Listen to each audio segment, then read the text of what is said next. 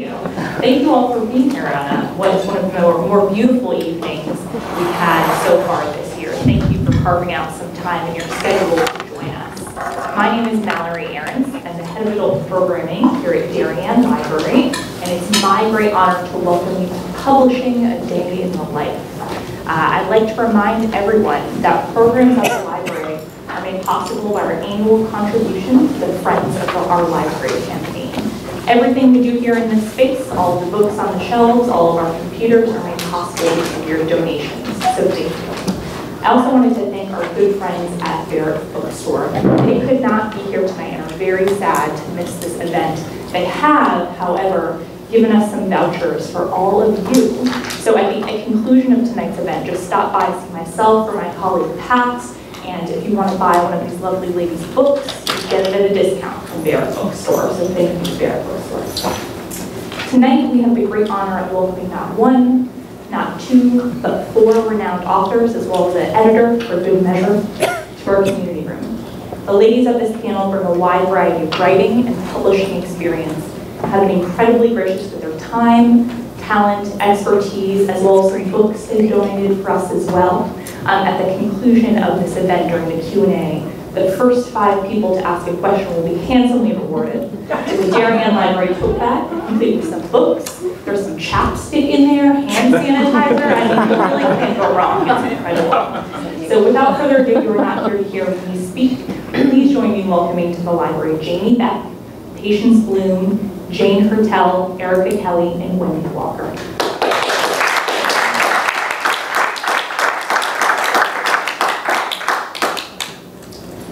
Okay, so why don't we just start? We'll introduce ourselves and tell you a little bit about us.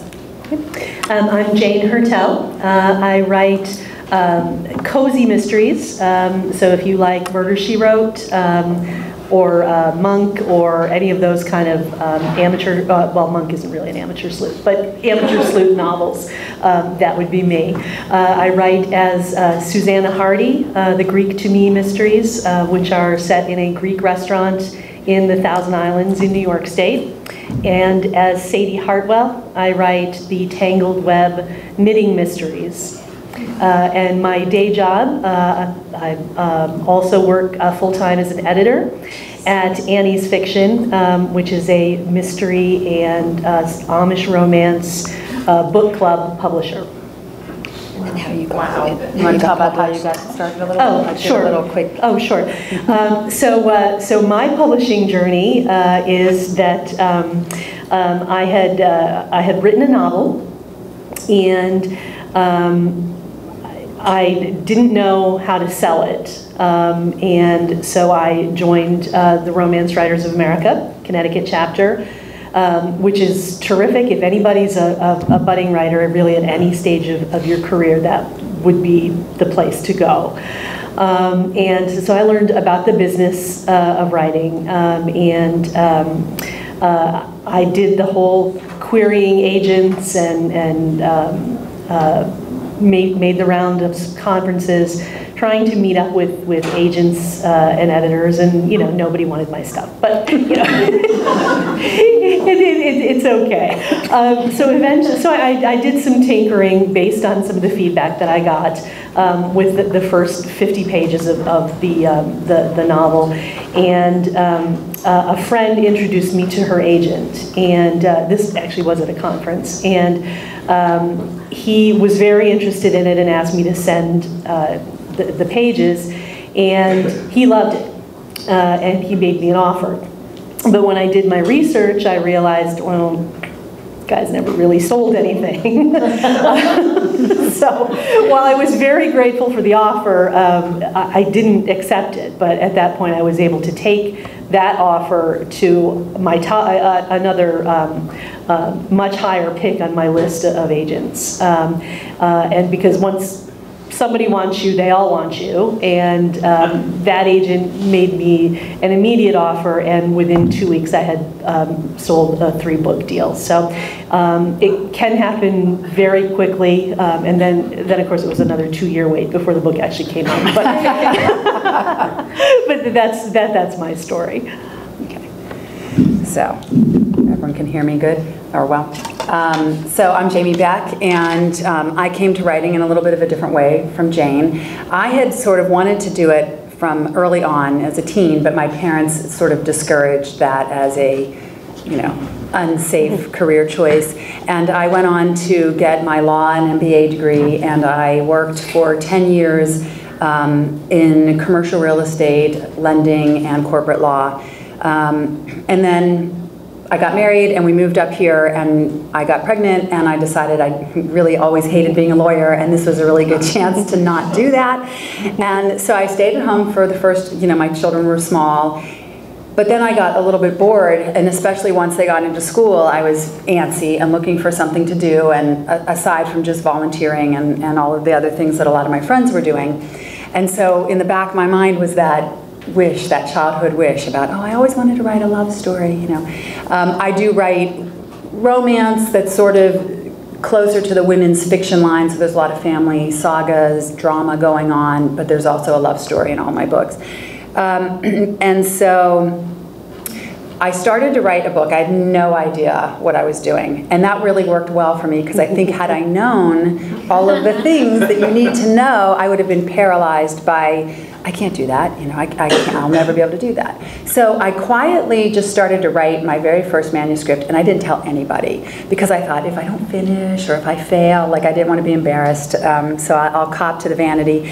And about halfway through, I knew I would finish, because I was really into the story and into the characters. So I told my husband, I told my mom, and then I finally finished this behemoth, and these guys will know that this is ridiculous. It was 127,000 words. I mean, it was just ridiculous. But I loved it and thought it was awesome, so I send it out into the world and learn from a firm round of rejections, no, you don't know what you're doing. Actually, I got a couple nice, the story idea is good, but it needs a lot of work. So, like Jane, I joined Romance Writers America. I found the Connecticut chapter. I started going to the monthly meetings and the workshops and learning what I needed to do. Started working on another manuscript. It took me to my third manuscript to get my agent, and but it was actually my second manuscript that ended up being the thing that got me published. So I had a little bit of a backwards story, but and I just had my 8th book come out in August. So. Thank you. So that's my story, and I've loved every minute of it, so I firmly encourage my children and anyone else that, follow what you love, and it's never too late. I was 40, how old am I now? 51. So I was probably 44 or 45 when I started that secret book, and maybe I was 43 or 44, I can't remember exactly. But I mean, I was well into middle age, and, you just follow your heart, and good things can happen. I was also in my mid-40s when I started. Yeah. So that's my brief story. I'm Erika Kelly. I've actually been a storyteller my whole life. I was a little girl who used to tell stories to fall asleep at night, and then they turned into kissy stories, but I didn't know that there was a thing called romance, so I didn't tell anybody my kissy stories. And then years later, I'm from Los Angeles, I was working for a record company. I was taking a hike with a friend, and I was telling her we'd seen something really strange, and I told her the story about it. She goes, you should be a writer. And it was literally the first time ever that connection was made between the stories that I told in my head and you could actually do something with this. Of course I didn't, because I still couldn't, it's just something that I did. You eat and you drink and you tell stories. So I did screenplays with her for a number of years. Again, I'm from LA, so of course we did screenplays. And then I hit a wall creatively. I just had nothing to say. And I had a baby at that time, so I hired a mother's helper so I could do a creative exercise. And that creative exercise turned into a 650-page novel. So I outdid you. You did? Yeah. That's great. And so, of course, we didn't know, right? 650 pages, is that bad? I didn't know. But all I knew was that this was the best thing I'd ever written, and I loved it. And I found my voice, and I found my medium. And then I just kept on writing, but I have 4 children, and my whole thing was raising those 4 kids. So I kept writing. I'm a craft junkie, so I kept learning my craft and writing and writing. And I knew all about writing, but I didn't know about the world, the publishing world. And so I joined RWA, and and I learned about the publishing world, and I didn't want to be published until my last kid was gone, so I just kept doing this thing. And then I entered the Golden Heart, and I won. And it was just like kind of well, it was a really scary thing because it was in young adult, and I write contemporary romance, which is adults. And I was kind of terrified by that because I thought it kind of pigeonholed me, like, oh my God, now I can only write young adult, and I didn't want to do that. So what happened was I took another creative break, and in January of 2013, in 3 weeks, I wrote a 112,000 word novel that, I mean, it just poured out of me, and I knew that this was the best thing I'd ever written, and I gave it to my critique partner, and she called me the next morning. I just knew it, right? What could be more rewarding than somebody who stays up all night reading your book? Right. She hated it. Hated it. I mean, she didn't get past 30 pages. She was like, she couldn't even find the words to tell me how bad it was, and she said, you need a goal, you need a... That was the best learning experience for me ever, because it taught me. I do a lot of pre-writing now before I do anything else, but it took me 7 months to lasso that thing and turn it into a story.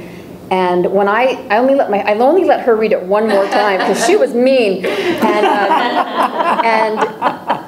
she gave me some good feedback, and then I turned it in to my agent, and when I did that, she said, "Oh, I guess you were tired of looking at it." And she's not mean. I'm making her sound mean, but she felt it needed more work. But you know, my gut. So anyhow, it sold immediately. And the lesson I learned through all of that is that it's my book and it's my story, and I really have to trust my own instincts. And I had to rely on myself to edit and to revise, and not the pattern that we had before was, okay, now read it, okay, now read it, okay, now read it. And that wasn't helping me grow as a writer. So the best thing I ever did was give it to her too soon, and I got 7 months to work on it, and bam, it sold. And so now I have 7 books published. Wonderful. That's wonderful.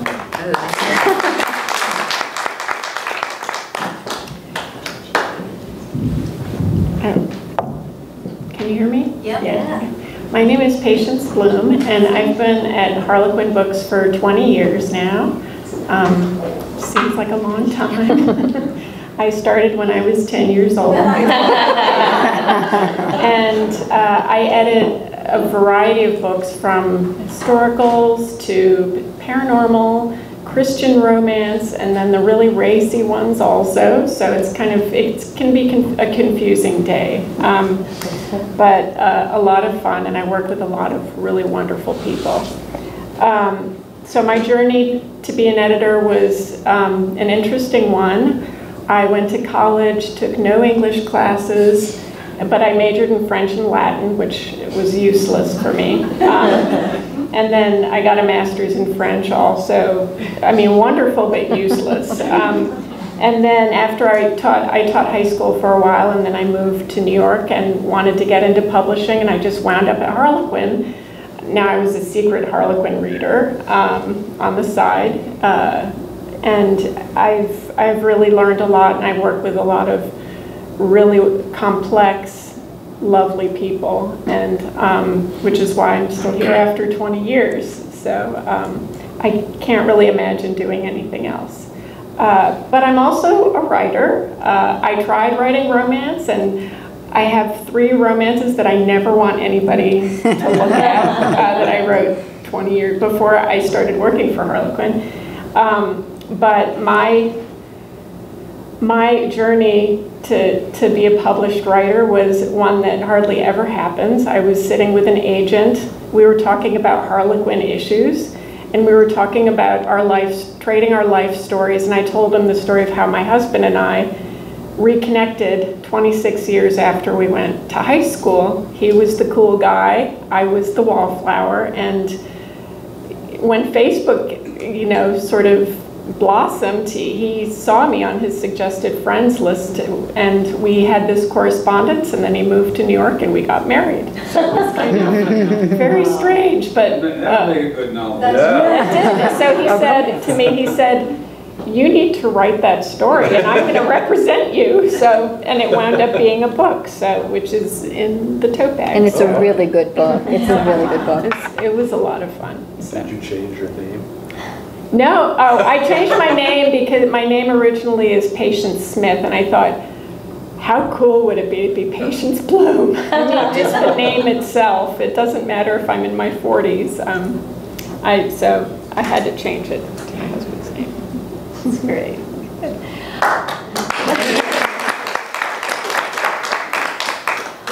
So I'm Wendy Walker, and I don't write romance. I write really dark, twisted psychological thrillers. So so a whole different mood. You probably need a romance after reading one of these because they're kind of dark. But I have an interesting journey as well, similar to Jamie's, but a little bit longer. I was also an attorney and was one of those like type A driven, investment banking and law, and then I found myself out in New Canaan up in backcountry with a baby, with this great plan to take a few years off and be with my kids till they're in school. And then, I started thinking about it and realized that a few years plus a few kids, a couple years in between, and I was going to be unemployed for like a decade or more. So I knew I had to have something else. And I was also, it was very hard to go from being in a profession where every day you have control to move things forward, to get something accomplished, and you go home feeling satisfied. And when your job is, the development of this little human being, and you're supposed to, let this human being fail and explore and develop his own interests, you can't really be in there, making stuff happen. You have to let him put the blue ball in the blue hole all by himself and stack those blocks all by himself. And I just knew I was going to lose my mind or ruin my children if I didn't find something else to do. And I also wanted to develop some sort of career that would enable me to be home with them for this period of time. And, so I was like, oh, well, I'll write a novel because I love stories, I love legal thrillers, and John Grisham's a lawyer and now an author, so how hard can it be?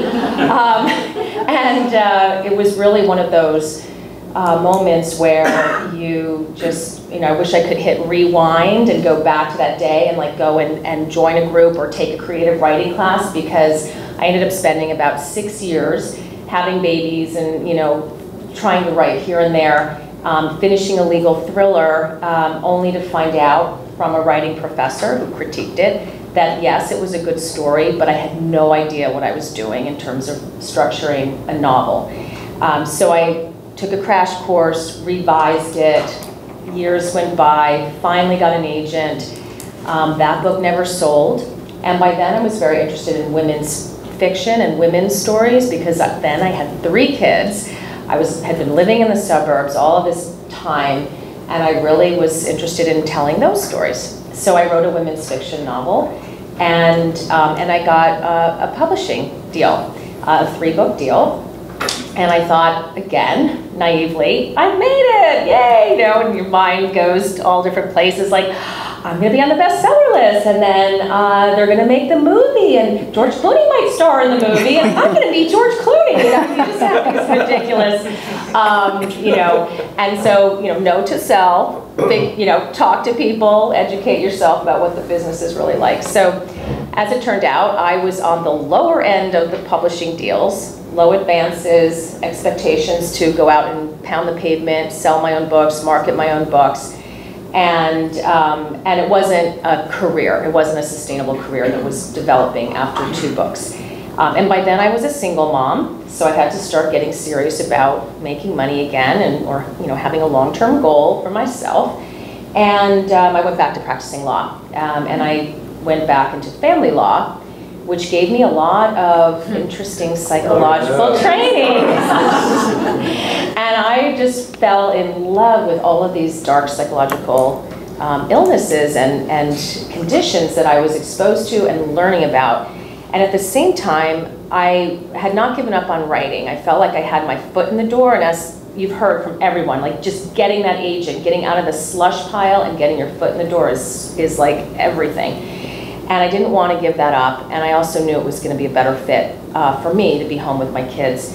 And so I did write, I wrote another women's fiction book, I got a new agent. That book didn't sell, and I was going to write one more book. And she said, well, you know, you've got to write a psychological thriller. Like, everybody's begging me, all the editors want a dark psychological thriller. Like, Gone Girl had just exploded. This was back in like 2014. And so I did the same thing. I cleared my desk of cases, and I wrote my first thriller, All Is Not Forgotten, in about like 6 weeks, and then some revising, and it just poured out of me. And that book sold. It got me into that echelon of publishing where I can make a living at it. And I quit the law, and now I write dark psychological thrillers. And so my second one, Emma and the Night, came out this summer. I'm working on my third with another 2-book deal with my same publisher. So knock on wood. And isn't there something else? Oh, so yeah, I've been very fortunate. So actually, there is a really big happy ending. So All Is Not Forgotten. I remember when my publisher called to tell me that we had a preemptive offer somewhere, and I wanted to take it, and she's like, I think we can do better. It's very hard not to take it.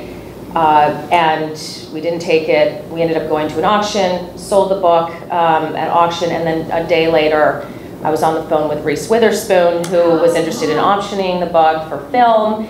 So not George Clooney, just, okay, but okay, getting closer. I'm not giving up. And so we optioned the movie. Who knows if it will get made. And Emma and the Night has some interest now in a television series. So I've made some inroads into Hollywood with them as well. Amazing. So it's like, but it was, 17 years since I had first started writing that book to when it finally became a sustainable career.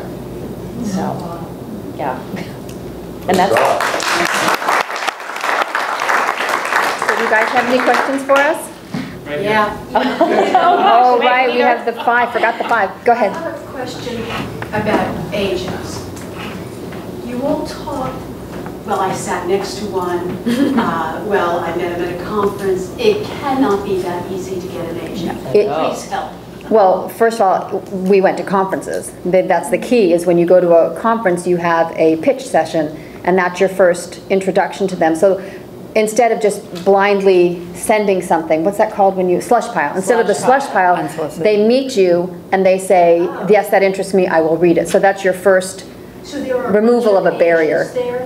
Yes, that you have a pitch session with an agent. You get like a couple minutes to do your pitch, and then you move on.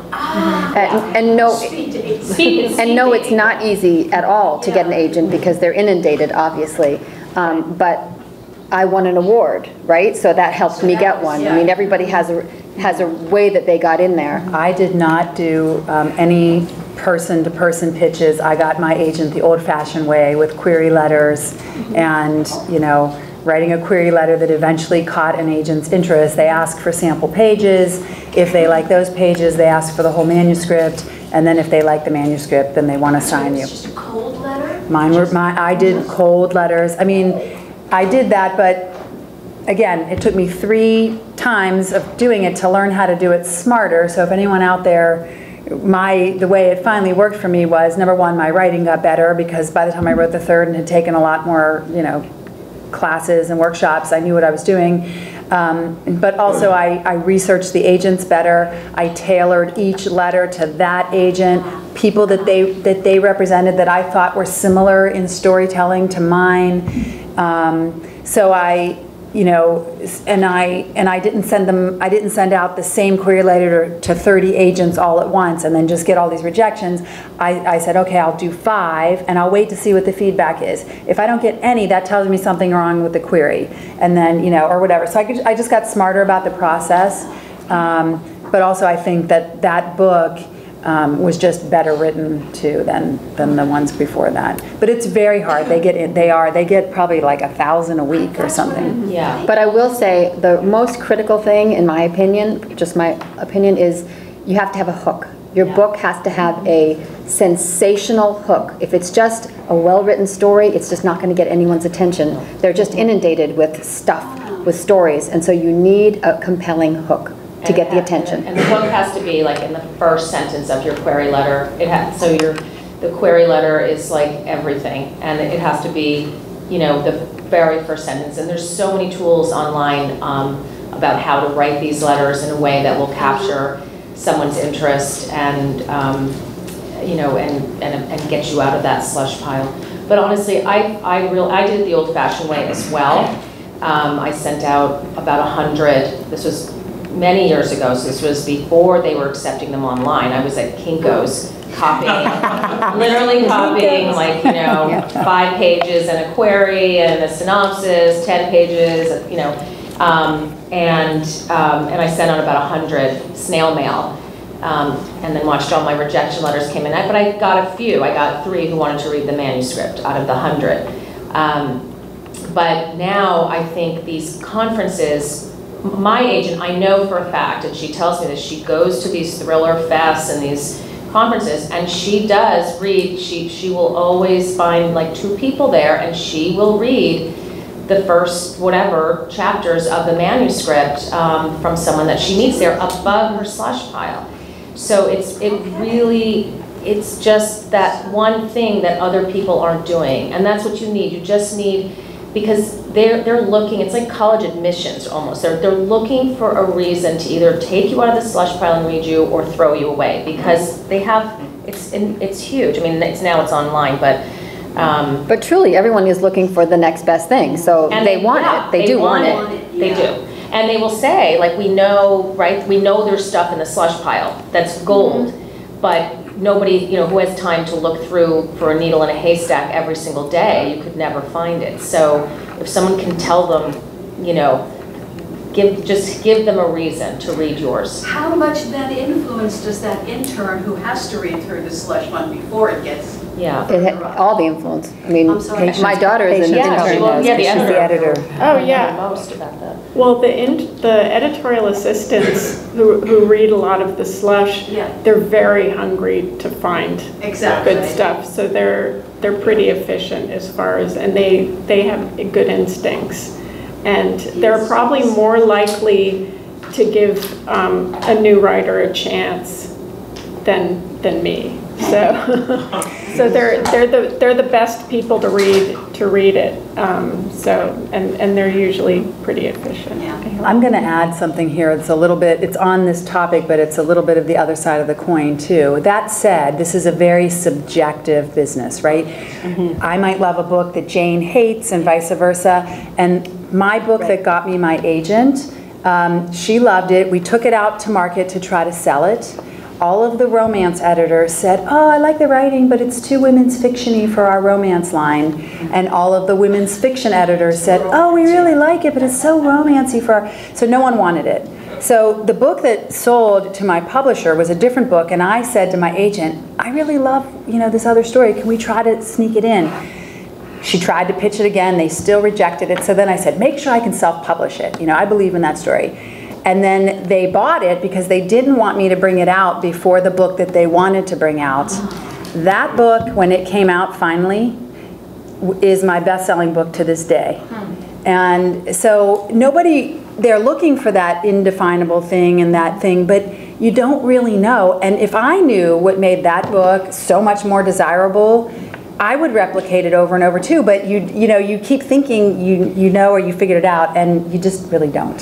One last thing about it, if an agent were on this panel, what she would tell you is you need to know who you're sending your book to. So you need to do your research, send it to the person who's looking for what you're writing, make sure you say her name correctly, spell it correctly.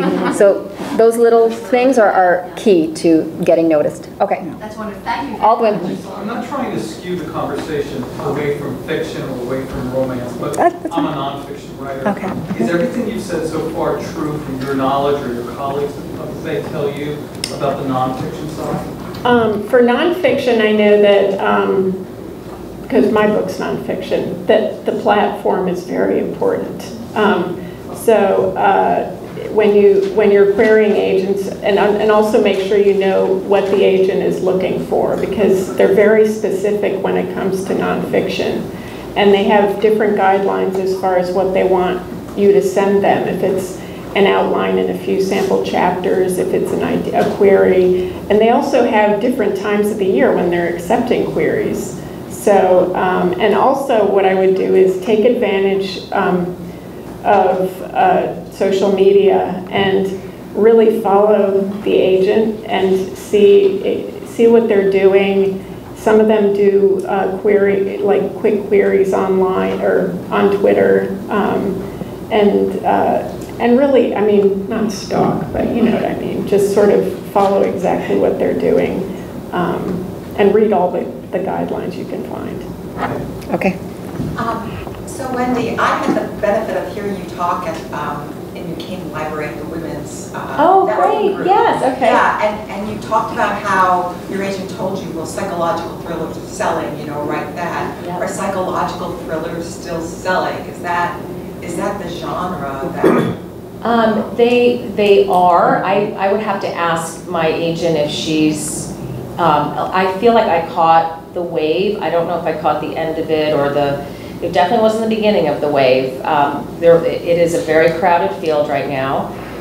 There are a lot of new authors coming in. We're all sort of in the hunt for to hit up the New York Times list, and everybody's trying to, find the right spot in the year to publish and the right title, and a lot of second guessing among publishers. And these are the conversations I have with psychological thriller writers every time I see them. We're all talking about when we should publish and what our publishers didn't do well enough to get us marketed properly and the titles. And so I know it's very crowded.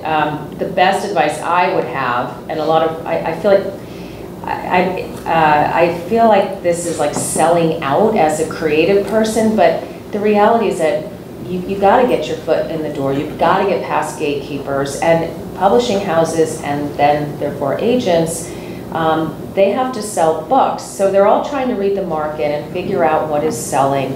And if you're writing something that's way out there, it better be like absolutely brilliant to create a new genre or a new wave.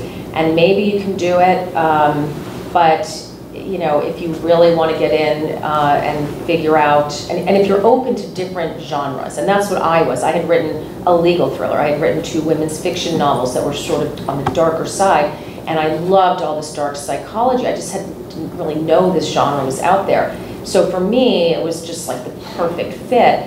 But if you feel like you could tell your story in different types of genres and different types of ways, then get advice if you can. Talk to people, do research, see what's selling, and that's my best advice, is to try to figure out what is coming up the pike that you can try, to be the thing that everybody's dying to read and dying to publish. Go ahead. Jane? Yes. You said you write mysteries like Monk and something like that. And so would you describe your writing as mystery? Or when I think of Monk, the mystery's there, but it's a lot of character stuff too. It's like so the mystery genre that I write in is basically there is a murder or some sort of significant crime. Okay. In every book, there is an amateur sleuth. Okay. So think Jessica Fletcher. Right. But in today's cozy mysteries, there are an entire range of usually interesting occupations. Okay. Like there are glass blowing mysteries and apple orchard mysteries and knitting mysteries like I write. Culinary mysteries that have recipes in the back, that sort of thing. But the thing that defines my subgenre is that the violence happens off stage. Right. So anything graphic happens off stage. So yes, somebody got killed and it was in some brutal way, but it is the sleuth or someone else happens upon the body after the crime has already been committed. So, Do you have the, how do you figure out the clue type things? Is that just how your mind works, or do you have that all? Normally how I do it is, well, I have 2 series, so I have characters that are already in place. Wow. So my characters are already in place. So I know who is going to solve the mystery in each one. Usually what I do is I think of who is the villain. So when I'm starting out with this story, I will think, okay, I'm sorry, not who's the villain, I'm sorry, who's the victim. Okay. So somebody dies. Okay. And I'll give that person a profession. For instance, in my most recent book is called A Knit Before Dying, and it's the antique shop owner who moves in next door to the yarn shop, ends up dead. And so I will think about the victim, who he or she is, and then I start thinking, okay, who had it in for him or her? And I try to, I have at least 4 suspects usually, and the best way to make a mystery really twisty, and I think actually the book that just came out, I think is my best, plot-wise and twistiness-wise. But if you can make all of these suspects somehow connected to each other in some way, so that there's a big spider web of possible solutions. So it is the way your mind works, and you would. That's how I do it. And you would say that your mystery genre, but gentle mystery? It is mystery. But it's more what we would call a traditional mystery. So in like the Agatha Christie tradition, like she's the mother of, or the queen mother of the cozy mystery, and so we don't rely on forensics at all.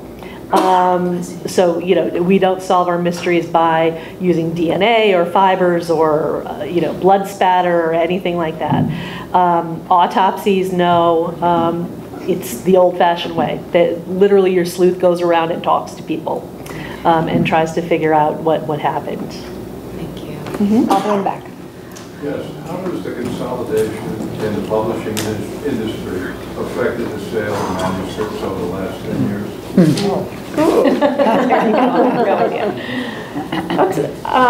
Well, we've done the reorganizations. I think everything sort of shifts a bit. So, and also I think especially in romance, we keep having shifts between the different genres, and then we have ebooks that exploded, and the self-publishing. And I think that's affected us the most, because there's some books that sell well in ebooks and others in print, and just sort of having to do so much more analysis now than we ever have had to do. And I think that's been the biggest challenge of all, is sort of getting a handle on where the changes are, what's needed in each department, and I don't want to say downside, shifting things around so that some departments get more attention and others sort of go away. So you're saying that the same number of books are being published today as were 10 years ago? No. I'd say more, much more, because of the self-publishing. For romance, I know that we're doing, I think we're still doing 100 books a month.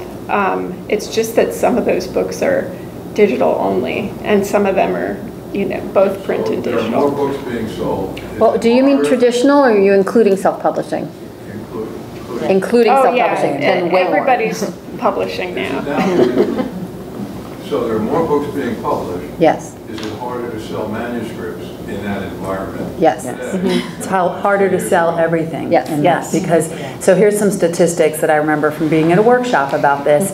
I think in 2009, you had, and don't quote me exactly, but it was roughly like 300 and some thousand traditionally published books. That's across all genres, fiction, children, everything. And you had about 5,000 self-published or whatever. This was like before self-publishing, the stigma, there was still a stigma to self-publishing, so people didn't really want to do it. So you still were trying to get an agent and trying to get a publishing deal and all of that. By 2012, you had a couple 100,000 self-published books, along with the same 300 and some thousand traditionally published books. So you'd almost doubled, and now it's even more. And now there's so much more self-publishing. I think it's like 500,000. So it makes visibility really hard for anybody. What would be the difference in the number of books published as opposed to today and 20 years ago when there was relatively no self-publishing? A lot of people self-publish and sell very few books. Right, but they take up space. They take reader attention. So, you know, you go onto Amazon and you look at new releases, and on any given day there's probably 1,000, 2,000, 3,000 books, and depending on what genre you're in, there's going to be more or less.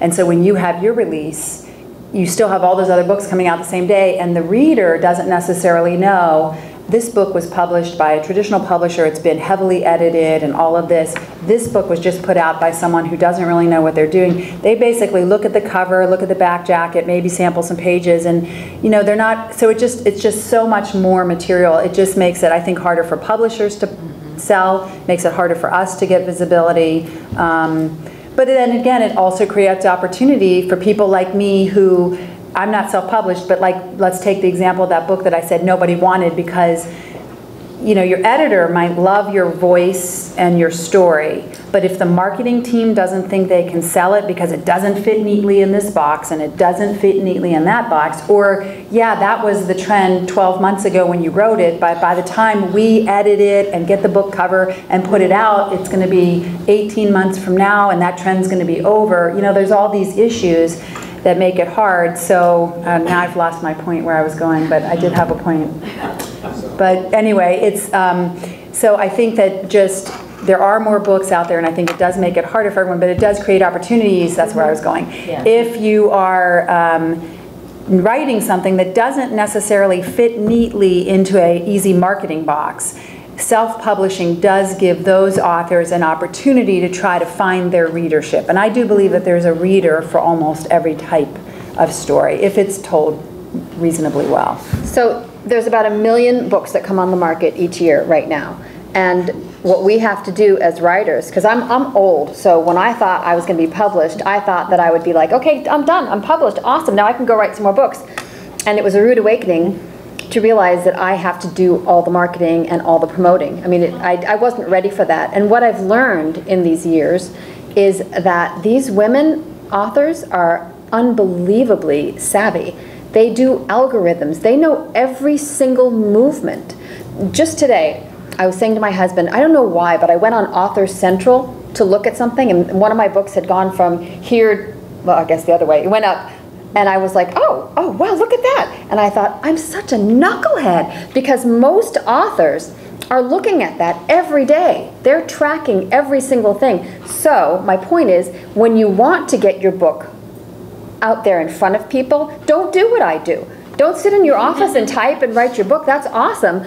But these other authors who are so savvy, I mean, really smart businesswomen, are watching. So I didn't notice that jump, right? But a smarter author would have noticed that, and she would have done something. Right then and there, she would have done something. Do you know what I'm saying? So you've got 1 million books out there, but it's the savvy businesswomen and men who are figuring out how to market, take advantage of that. Norman Mailer nailed it when he said, advertisements for myself. Yeah. That was the title of his collection of his essays. But you have to pay attention, right? Oh, yeah. By the way, Author Central is a tool that that authors can use on Amazon to track their sales. I don't think it's particularly accurate, but it can show you trends. Yeah, but if I had noticed that movement, I could have, you know, done something. You would have gone on Twitter and Facebook and Instagram, and told everybody about it, and So 3 of you said that you were members of the Romance Writers of America, Connecticut chapter. Is there a similar group for dramatic fiction writers? Well, there's Nink in New York, right? There's a whole bunch of novelists. You have to be published. But you have to be published for that one. Here's the thing, with RWA, you don't have to be writing romance to join. And when you come to our chapter meetings and we have workshops on dialogue or pacing or marketing or whatever, it applies to any book that anyone's writing. We have men members, we have members who do not write romance. If you're not a romance writer, you can't be a voting member, you're an associate member. But the workshops are almost every workshop is applicable to almost any fiction writing. And so where are they and how frequently? We meet, you have to join a national RWA first to be able to join a chapter, and then our Connecticut chapter meets in Meriden, right up at the end of the Merritt. Okay. It meets the second Saturday of every month, and the meetings, technically, if the critique group parts, if you want to join that part, starts at 9:30 in the morning. The actual meeting starts at 11. We have business meetings and like a craft corner, then there's lunch, then we have usually a guest speaker or the main topic, and then often there's a bonus session after that of another kind of, usually the main thing is a craft thing, and then the bonus session might be more of an industry thing. And so, we're probably done around 3 o'clock in the afternoon. We have quite a few men. We have a couple men, and we have a big chapter. We have about 100 members, and I'd say on any given month about 40 show up.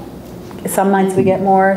And we have like some New York Times and USA Today bestsellers. We have a big range of people. So it's a very inclusive group, and you do not have to write romance, but there are probably other associations that are specific to genres like YA or I don't even know. What's your genre? There's the Mystery Writers. There's a Mystery Writers of America. And there's a thriller writer too. And there's international thriller writers. Redemption. Mm-hmm. Which is basically a lot of the stories I write with a love story in it. Yeah. All my stories are redemption stories. Well, there's a love story in there, but that's not the focus. Mm-hmm. Right. Yeah. So then that's like, so you would be perfectly at home in our chapter. Okay. We hope we see you there. Two more questions. Okay. I feel like the guy in Mr. Cotter. Sorry. My question would be, given the walls to getting published or getting to an agent, do you? What are your thoughts as to self-publishing as a way of breaking through? And also I was interested in what was the, you referred to the book club publisher, what was that? I work for a book club publisher, so it's a subscription only. We work similar to Harlequin, except our books are only available through our own platform. So you can't buy them on Amazon. They're not available at Barnes & Noble. They're only available through our subscription, except in the secondary market. Like a used book, you could buy a used book.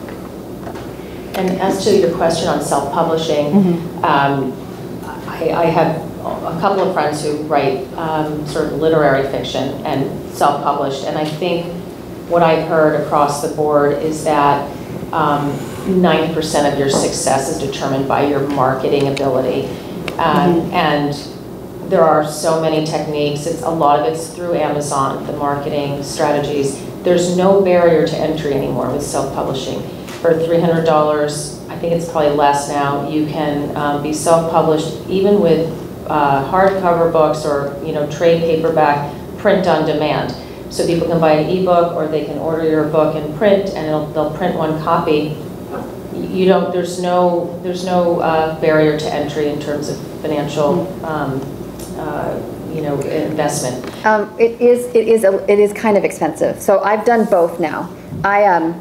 I swore that I would rather be unpublished than self-published, and then a blogger who really liked my book said, "Do you have anything else? Do you have anything else?" And I said no, and I kept telling her no. And then one day I finally just said, "Well, yeah, I do have this." And she read it, and she goes, "Oh my God, you have to publish this!" And I don't know what it did. It just sort of clicked in me, and I just thought, you know what, I'm going to try, because I'm afraid of self-publishing, right? And I don't like being afraid of something, so I thought, I'm going to do this.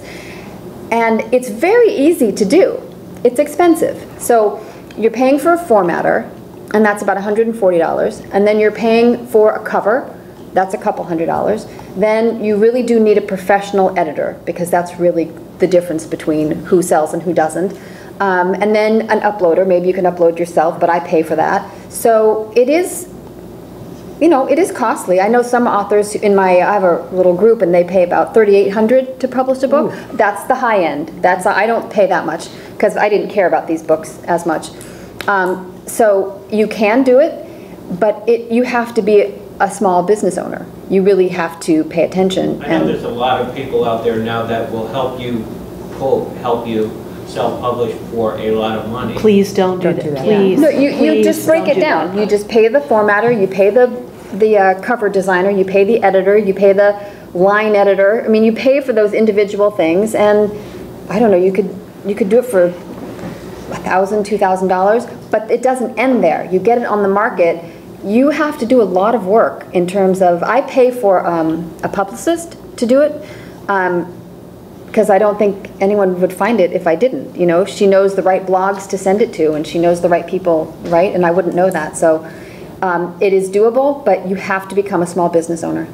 And I would just add to that point, there are a lot of what are called vanity presses out there, and they are predatory. And if somebody tells you, I can package your book, but meaning we'll give you a cover, we'll give you editing, we will get you in bookstores. If somebody says that to you, run, okay?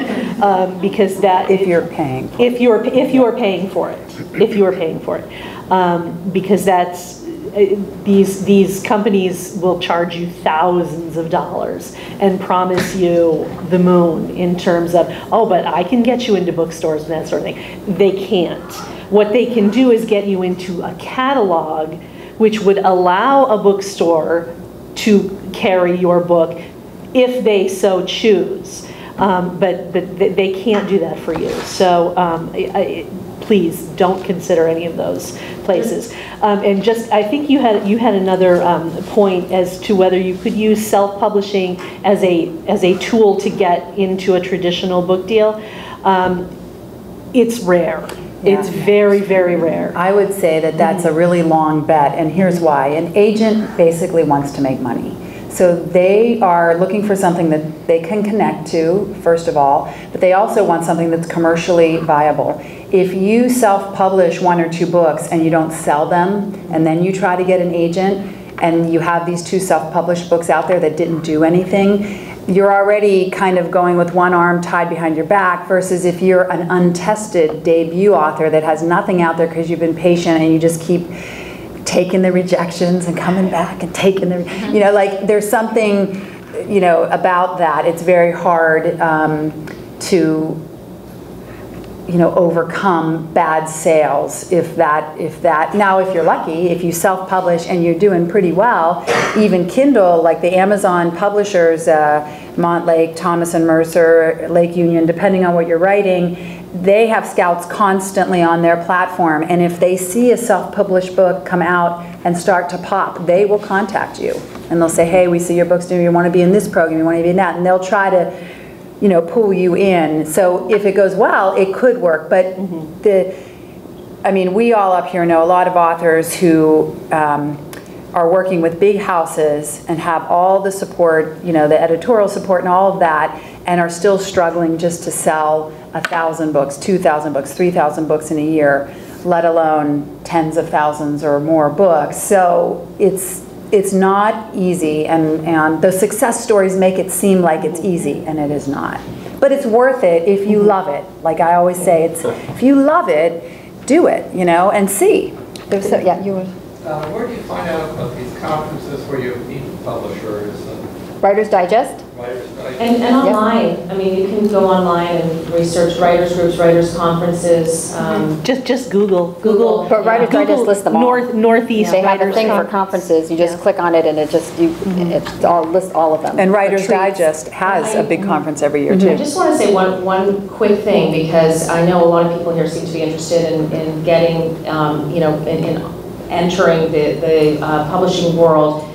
There is something new. I don't know if you have experience with this, but there are now a lot of freelance editors who have left publishing, and because there are so many self-published authors, it's now a little cottage industry. You have to be very careful because they are expensive. But I know 3 authors who got agents because they worked with a professional editor who was really, truly part of the publishing world. And it's a small world. All the agents know all the editors. And so if you can find an editor to take you on who is in that circle, that editor will then introduce you or recommend you to certain agents, and you will get read. You'll get at least a chapter read. You'll get out of the slush pile.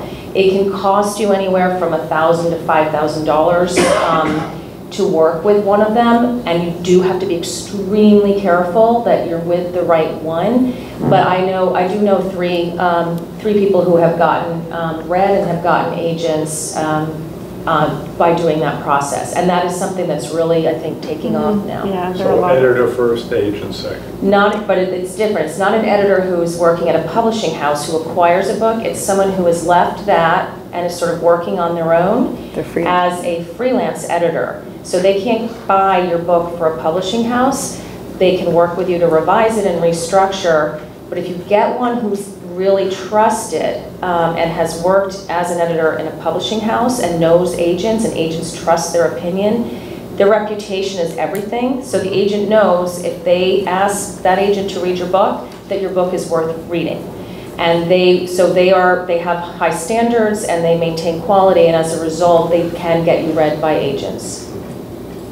And you can research them online as well. They all advertise online. Let's give a big round of applause. Thank you for coming tonight. I really appreciate it.